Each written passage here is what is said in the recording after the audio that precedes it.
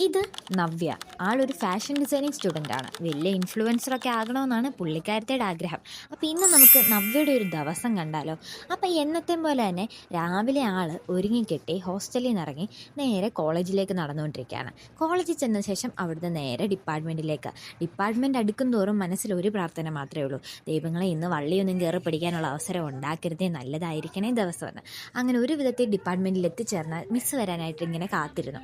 അങ്ങനെ മിസ്സ് വന്നു കഴിഞ്ഞപ്പോൾ ഒരു PPT തയ്യാറാക്കാനുണ്ടായിരുന്നു ആൾക്ക്.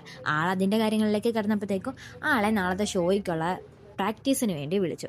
അങ്ങനെ അവിടെ ചെന്നിരുന്ന ആൾ വലിയ പാട്ട് തപ്പലൊക്കെയാണ്. പെട്ടെന്ന് മൂഡ് ഓഫായി. എന്താണെന്നൊന്നും അറിയത്തില്ല.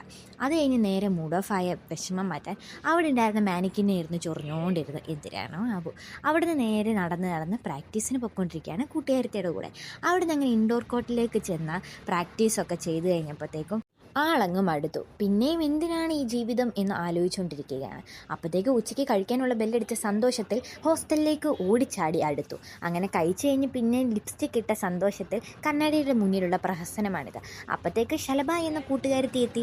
അവളുടെ കൂടെയും കുറച്ച് പ്രഹസനം. പിന്നെ ഹോസ്റ്റലിൽ കുറച്ച് നേരം കാറ്റൊക്കെ കൊണ്ടിരുന്ന് അവിടുന്ന് നേരെ തിരിച്ച് പ്രാക്ടീസിനായി കോളേജിലേക്ക് നടന്നെടുത്തു. അപ്പോഴും ദൈവങ്ങളെ വയ്യേ, ഒന്നിനും വയ്യേ എന്ന് പറഞ്ഞിരുന്നപ്പോഴാണ് ഒരു കമ്പുമുട്ടായി മേടിക്കാൻ ആൾക്ക് തോന്നിയത്. അങ്ങനെ കമ്പുമുട്ടായി മേടിക്കുന്ന സന്തോഷത്തിൽ കടയിൽ നടന്നിരുന്നപ്പോൾ അവിടെ കമ്പുമുട്ടായി ഇല്ല. പിന്നെ കിട്ടിയ മുട്ടായൊക്കെ മേടിച്ച് നേരെ പ്രാക്ടീസിന് ചെന്നു. പിന്നെയും മടുത്തു. എങ്ങനെയും പെട്ടെന്ന് ഹോസ്റ്റലിലേക്ക് പോകണം, അതുമാത്രമാണ് ചിന്ത. പ്രാക്ടീസ് ചെയ്ത് മടുത്തു. അപ്പോഴത്തേക്ക് പ്രാക്ടീസ് കഴിഞ്ഞു. അങ്ങനെ തിരിച്ച് ഹോസ്റ്റലിലേക്ക് ചെന്നപ്പോഴാണ് പിരികം ത്രെഡ് ചെയ്യണമെന്ന് ആലോചിച്ചത്. അങ്ങനെ പിരികം ത്രെഡ് ചെയ്ത് കൂട്ടുകാരത്തിയുടെ കൂടെ ഫാർമസി വരെ ഒന്ന് പോവുകയാണ് നവ്യ ബീബി. അങ്ങനെ തിരിച്ചെത്തിയപ്പോൾ കൈ 2 ബിസ്ക്കറ്റുള്ള സന്തോഷത്തിലാണ് ആള്. അങ്ങനെ ഇനി ആൾക്ക് ഒരേ ഒരു കാര്യമേ ഉള്ളൂ: ഒന്ന് കുളിക്കണം. അങ്ങനെ കുളിച്ചു. അത് കഴിഞ്ഞപ്പോൾ ഇതുവരെയുള്ള വീഡിയോസൊക്കെ എഡിറ്റ് ചെയ്യാമെന്ന് കരുതി. എന്നിട്ട് വെളിയിലോട്ടൊക്കെ ഒന്ന് നോക്കി നിന്നപ്പോഴത്തേക്കും ഉറക്കം വന്നു. പിന്നൊന്നും നോക്കിയില്ല, കയറി കിടന്നങ്ങ് ഉറങ്ങി എണീറ്റ് കഴിഞ്ഞു. ഇനിയൊന്നും ചെയ്യാനില്ല പ്രത്യേകിച്ച്, കാരണം 2 ദിവസം പരിപാടിയാണല്ലോ.